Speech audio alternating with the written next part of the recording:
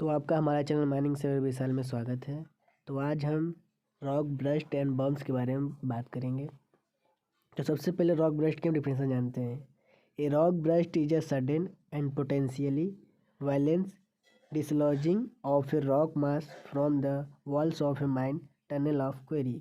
अगर हम इसको हिंदी में जानें तो रॉक ब्रस्ट एक प्रकार का स्पॉन्टेनियस वायलेंट रॉक का फेल्योर है जो कि डीप माइन में होता है। रॉक ब्रस्ट हमेशा याद रखिएगा, यह एक डीप माइन में होता है जो 200 450 मीटर तक होते हैं। इसमें रॉक प्रेशर के साथ रॉक अत्यधिक इंजेक्ट होती है और ये ओवरबर्डन रॉक के प्रेशर के कारण होता है। इसमें अचानक बहुत तेज़ी से रॉक स्पेलिक होती है जिसमें कभी कभी 100-200 मीटर तक पत्थर गिरते हैं। आप रॉक ब्रस्ट को समझ गए होंगे। अब इसके बाद हम बम्प्स को पढ़ते हैं। बम्प्स क्या होता है? तो अब हम बम्प्स की डिफिनेशन पढ़ेंगे। बम्प्स अंडरग्राउंड कोल माइन में ओवरबर्डन प्रेशर के कारण बहुत फोर्स के साथ रॉक और कोल दोनों इंजेक्ट होता है। अंडरग्राउंड कोल माइंस में ओवरबर्डन प्रेशर के कारण बहुत फोर्स के साथ रॉक और कोल दोनों इंजेक्ट होता है। इसको कोल ब्रस्ट या बम्प्स कहते हैं। तो अब हम रीजन्स फॉर रॉक ब्रस्ट पढ़ेंगे, मतलब डैमेज क्यों होता है। पहला पॉइंट, अंडरग्राउंड माइन में डेप्थ के कारण प्रेशर बढ़ता है और रॉक ब्रस्ट के चांसेस बढ़ जाते हैं। दूसरा point, fault dyke joint and sill की प्रेजेंस के कारण भी रॉक ब्रस्ट इंक्रीज होता है। तीसरा पॉइंट, अगर मेथड ऑफ माइनिंग प्रॉपर नहीं है तो भी रॉक ब्रस्ट ट्रिगर हो सकता है। चौथा पॉइंट, अगर एरिया एक्सकेवेशन 180 स्क्वायर मीटर से ज़्यादा हो जाता है तब भी रॉक ब्रस्ट के चांसेस बढ़ जाते हैं। हम 4 पॉइंट रीजन पढ़ाए हैं। अगर रिवीजन करना हो तो दोबारा वीडियो प्ले करके देख लें, बाकी वीडियो को आप सेव कर लें। तो टाइप्स ऑफ रॉक ब्रस्ट हम देखेंगे। पहला होता है strain burst, pillar burst, face burst, burst due to geological disturbance. 4 प्रकार के होते हैं। हम स्ट्रेन ब्रश पढ़ते हैं।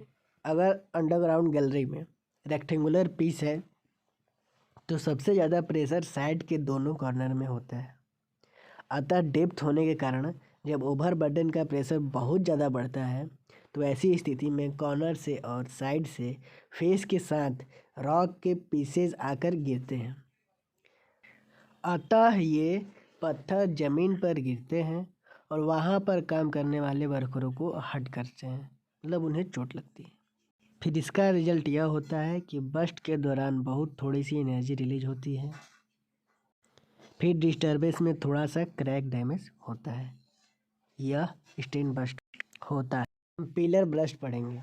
यह माइन ओपनिंग करते वक्त और डिप्लेरिंग एरिया में बहुत हाई प्रेशर के कारण होता है। माइन के डेप्थ बढ़ने के कारण ओवरबर्डन का प्रेशर इंक्रीज होता है। अतः इनके कारण अचानक पूरा का पूरा पिलर फेल हो जाता है। इसको हम पिलर ब्रस्ट कहते हैं। इसका रिजल्ट यह होगा कि बहुत सारी एनर्जी रिलीज होती हैं। डैमेज लोकेशन और रॉक के नेचर पर निर्भर करता है। इसमें बहुत सारी एनर्जी रिलीज होती है। फिर हम पढ़ेंगे तीसरा फेस ब्रस्ट। हम अभी 3 पढ़ चुके हैं। ये कई बार अंडरग्राउंड माइन में फेस में काम करते वक्त ओवरबर्डन और डेप्थ के कारण बहुत सारे स्ट्रेस डेवलप होता है। ये कई बार अंडरग्राउंड माइन में फेस में काम करते वक्त ओवरबर्डन और डेप्थ के कारण बहुत सारे स्ट्रेस डेवलप होता है।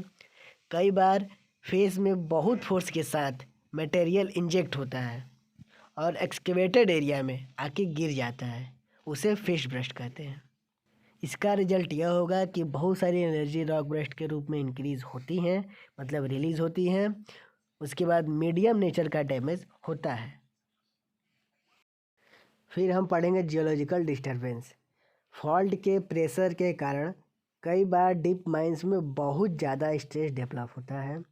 इसमें रॉक बड़े बड़े पत्थर के रूप में फॉस्फेट के साथ इंजेक्ट होता है।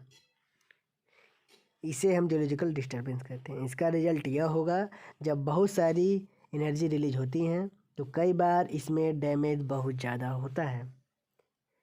और नोट के तौर पे आप ये नोट कर लें, यह डीप मेटल माइंस में बहुत कॉमन है। यह डीप मेटल माइंस में ही रॉक ब्रस्ट होता है। और इसके टाइप्स, जो भी इसके टाइप्स हैं, पिलर ब्रस्ट है, फेस ब्रस्ट है, स्टेन ब्रस्ट है, ड्यू टू जियोलॉजिकल ब्रस्ट। तो इसको कंट्रोलिंग ऑफ रॉक ब्रस्ट हम अगले वीडियो में आपको पढ़ाएंगे। तब तक के लिए हमारे चैनल माइनिंग सर विशाल को सब्सक्राइब कर लें, लाइक करें, शेयर करें, कमेंट करें, ताकि मुझे प्रोत्साहन मिले, मैं और नई वीडियो लाऊं। और किस किस टॉपिक पे आप चाहते हैं वो कमेंट करें। धन्यवाद। आपका अपना विशाल सर।